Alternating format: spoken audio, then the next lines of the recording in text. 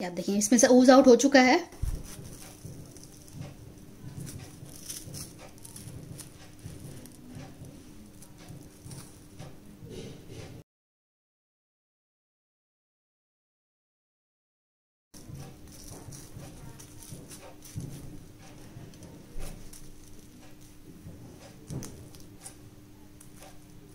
आदाब, hello friends. आज हम बनाएंगे चीजी गार्लिक बंस, जो कि बहुत आसानी से घर में तैयार हो जाते हैं। आपको बेकरी से लाने की जरूरत नहीं पड़ेगी, क्योंकि घर में आपको मैं बताऊंगी किस तरह से कितनी आसानी से आप बना सकते हैं। और आप जब बनाने लगेंगे आपको ब्रेड मेकिंग से बहुत प्यार हो जाएगा। आप बाजार की ब्रेड मैंने छोड़ दी है मंगानी, घर पे ही मैं तैयार करती हूँ, क्योंकि घर पे बनाना बहुत आसान है। बाहर की ब्रेड में बहुत सारे प्रिजर्वेटिव रहते हैं जो कि सेहत के लिए अच्छे नहीं है। जो ब्राउन ब्रेड भी होती है वो कहने को ब्राउन ब्रेड है, लेकिन उसमें शुगर डाल के उसको कैरामलाइज करके वो कलर आता है। घर पे आप बनाएंगे बिना प्रिजर्वेटिव के, अपने हिसाब से इसमें आप फ्लेवर डाल सकते हैं। जैसे मैंने इसमें गार्लिक डाला है, जो आप मन चाहे इसमें फ्लेवर डाल सकते हैं और अपने हिसाब से ब्रेड तैयार कर सकते हैं। बेसिक रेसिपी आपको अगर मिल जाती है, उसको आप अच्छे से फॉलो करेंगे, अच्छे से उस पर अपना महारत हासिल कर लेंगे, तो आप उसके बाद कोई भी ब्रेड तैयार कर सकते हैं। मेरे चैनल के साथ जुड़े रहिए, आपको बहुत तरह की रेसिपीज मिलती रहेंगी ब्रेड की। फिलहाल मैं आपको इसमें चीजी गार्लिक ब्रेड बनाना दिखाऊंगी। आप देखें कितने जबरदस्त बने हैं। चीज बाहर निकल कर आ रहा है, खुशबू आ रही है बहुत अच्छी। इसमें चीज गार्लिक बंस के आप इंग्रेडिएंट्स देख लीजिए। ये मैंने मैदा लिया है, जिसको मैंने छान लिया है। छानना बहुत जरूरी है। तो छानने के बाद इसको मैंने एक बोल में रख लिया है। 250 ग्राम है। ये मक्खन मैंने लिया है, व्हाइट बटर घर का बना हुआ है। 3 टेबल स्पून मैंने लिया है, रूम टेम्परेचर पे लेके रखना है। 1 टेबल स्पून शुगर है, आप पाउडर ले लें या ग्रेन्यूल वाली ले लें, चलेगा। 1 टीस्पून सॉल्ट है और 1 टीस्पून इंस्टेंट यीस्ट है। आप ड्राई यीस्ट भी ले सकते हैं, इंस्टेंट दोनों ले सकते हैं, जो आपको मिल जाए। एक अंडा मैंने ले लिया है। ये स्प्रिंग अनियन है। अगर आपको ग्रीन गार्लिक मिल जाए तो और भी बेहतर है, तो मुझे नहीं मिला तो मैंने ये ग्रीन अनियन ले लिया है। दूध मैंने लिया है 3/4 कप, या आप इसको समझ लें कि 125 ml नीम गर्म पानी। अगर आप उंगली डालें तो आपको लगे कि हाँ ये बर्दाश्त के लायक है, हाथ ना जले। बस नीम गर्म लेना है, बहुत ज्यादा गर्म नहीं लेना है। ज्यादा गर्म लेने से यीस्ट जो है किल हो जाता है, मर जाता है। गार्लिक पाउडर लिया है, ये भी मेरा घर का बना हुआ है। अगर रखे रखे गार्लिक पाउडर जो है ग्रेन्यूल्स बन जाते हैं, गांठ गांठ लम बन जाते हैं, उसको कैसे डिक करना है उसका वीडियो मेरे चैनल पर पड़ा हुआ है, आप देख सकते हैं। हाउ टू अनलम गार्लिक पाउडर। वीडियो को आप आखिर तक देखिए, क्योंकि ब्रेड बनाना एक साइंस है, एक टेक्निक है। अगर जरा भी इंग्रेडिएंट्स इधर से उधर हुआ तो आपका गड़बड़ा जाएगा, ब्रेड अच्छा नहीं बनेगा, क्योंकि इसमें मेहनत लगती है, तो आपका गड़बड़ा सकता है। मैं बीच बीच में सारी टिप्स बताती रहूंगी और आखिर में भी एक बार मैं रिपीट कर दूंगी। 1 टीस्पून में गार्लिक पाउडर इसमें डाल देते हैं। ग्रीन अनियन डाल देते हैं, तो मिक्स कर देते हैं। बीच में मैंने एक वेल तैयार कर लिया है, तो उसमें सबसे पहले हम यीस्ट डालेंगे, बीच में चीनी डालेंगे और उसमें थोड़ा सा दूध डालेंगे। पहले इसको मिक्स कर लेंगे बीच में। नमक मैंने अभी नहीं डाला, उसको बाद में डालेंगे। 2 मिनट इसको हम ऐसे ही छोड़ देते हैं। अब इसमें हम नमक डालेंगे, नमक हम साइड में डालेंगे, इसके बीच में नहीं डालेंगे। अंडा डाल देते हैं। थोड़ा थोड़ा दूध डाल के इसका हम एक डो की तरह तैयार करेंगे। धीरे धीरे पहले बीच से मिलाना शुरू करेंगे और साइड से आटे को हम लेते रहेंगे। मैदे को साथ में मिलाते रहेंगे इस तरह से।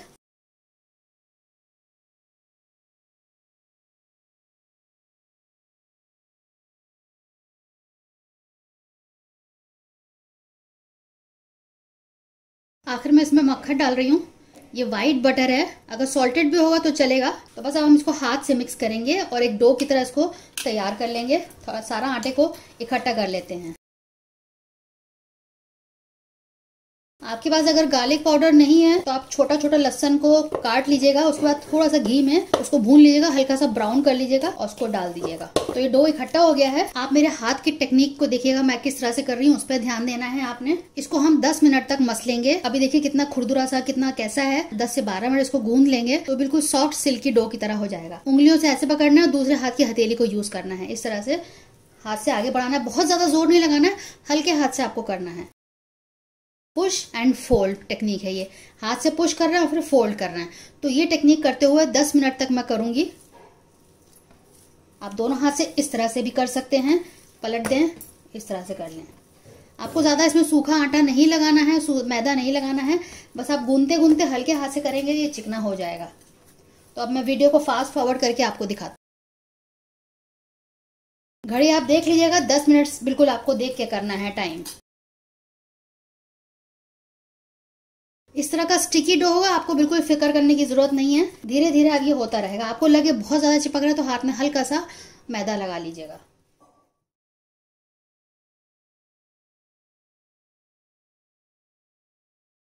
तो आप देखें हमारा डो तैयार हो गया है। अगर आप इस तरह दबाएं तो ये वापस आना चाहिए,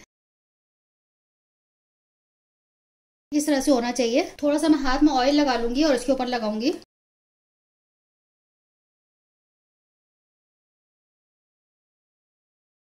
इस तरह का डो होना चाहिए। सेम बोल हमने ले लिया है, इसमें भी थोड़ा सा ऑयलिंग कर देते हैं ताकि नीचे से भी ड्राई ना हो। अब इसको हम ढक के रख देते हैं। मैं ये शावर कैप लगा रही हूँ तो इसी को मैं बार बार रीयूज कर लेती हूँ। इसको हम रख देंगे डबल करने के लिए। जब तक ये डबल नहीं होता, आप देख सकते हैं कि अभी इसकी ये कहाँ तक आ रहा है, इसका जो इसमें बोल में जो फ्लावर है आपको अभी कैसे दिख रहा है। जब ये डबल हो जाएगा तो इसके जो आपको अपना आप अंदाजा लग जाएगा कि कितनी देर में डबल हुआ है, मैं आपको बता दूंगी। गर्म जगह पे रखना है। सर्दियां हैं तो थोड़ा सा टाइम ज्यादा लग सकता है, हो सकता है 1.5 से 2 घंटा लगे। बस हमें इस तरह करना है कि ये डबल हो जाए तो फिर मैं आपको दिखाती हूँ। इसको माइक्रोवेव में रख देती हूँ क्योंकि वो गर्म रहता है। तो आप देखें इसको 2 घंटा लगा है। गर्मियां होती है तो 1 से 1.5 घंटे में हो जाता है, 1.25 घंटे में, लेकिन सर्दियों में थोड़ा टाइम लगता है। तो आप देखें ये अब इतना डबल हो चुका है। अब इसको हम निकाल लेते हैं। बाकी चीजें मैं आपको फिलहाल दिखा देती हूँ। ट्रे ले लिए, बेकिंग ट्रे, उस पर पार्चमेंट पेपर लगा लिया है। दोबारा से मैंने मक्खन लिया है। ब्रेड क्रम्स हैं, इसको मैंने घर में ही एक ब्रेड को मिक्सी में डाला, उसको क्रश कर लिया। तो उस तरह से ब्रेड क्रम्स बहुत बारीक करने हैं, मोटे नहीं चाहिए हमें। पार्सले हो गया। क्यूब्स लिए हैं मैंने चीज की, ये प्रोसेस चीज है, इसके छोटे छोटे टुकड़े इस तरह से क्यूब्स में मैंने कर लिए हैं। अमूल चीज जो आती है मैंने वही लिया है। 1 टीस्पून मैंने दोबारा से गार्लिक पाउडर लिया है, साथ में डाल के इसको बटर को पिघला लेंगे हम। मक्खन पिघल गया है। अब इसमें हम पार्सले डाल देते हैं। फ्रेश हो तो आप फ्रेश डाल दिएगा, मेरे पास ड्राई है तो मैं ये डाल देती हूँ। तो ये हमारा तैयार हो गया है। अब हम इसमें बंस को रोल कर लेते हैं। पहले इन सारी चीजों को एक किनारे कर देंगे। देखिए कितना सिल्की, कितना सॉफ्ट हो गया है, कितना बढ़िया तैयार हो गया। आप इसमें बबल्स देख रहे हैं, इस तरह से होना चाहिए। अब बिल्कुल लाइटली इसको हमें करना है, बहुत इसमें प्रेशर नहीं लगाएंगे हम। बिल्कुल रुई की तरह हमारा ये सॉफ्ट है, हमको ऐसा ही चाहिए। थोड़ा मैदा डस्ट कर लेते हैं।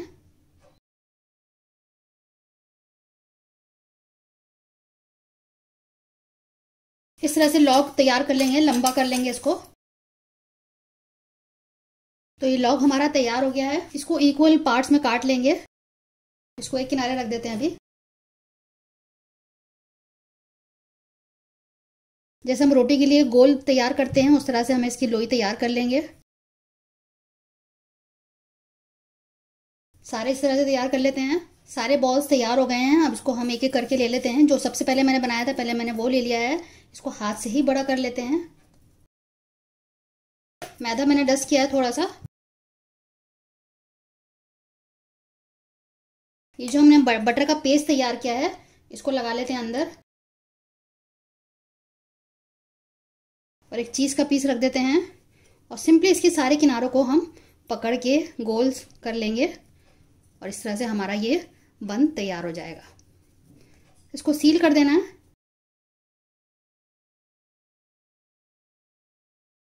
तो इस तरह से हम सारे तैयार कर लेंगे। मैंने ट्रे ली है, इस पे पार्चमेंट पेपर लगाया है, इस पे मैं सारे रखती जाऊंगी। स्पेस के साथ रखेंगे। सारे बंस हो चुके हैं तैयार। अब दोबारा से इनको हम ढक के रख देंगे। ऐसे तो गर्मी में 20 से 25 मिनट में दोबारा ये प्रूफ हो जाएंगे, थोड़े बड़े हो जाएंगे, लेकिन थोड़ा सर्दी का मौसम है तो इसमें टाइम लगेगा। तो इसको कम से कम आधा घंटा या 40 मिनट दोबारा से लगेगा। तो जितना टाइम लगेगा मैं आपको बाद में बताती हूँ। इसका थोड़ा डबल होने का इंतजार करते हैं। अब आप देखें कि आधा घंटा हो चुका है।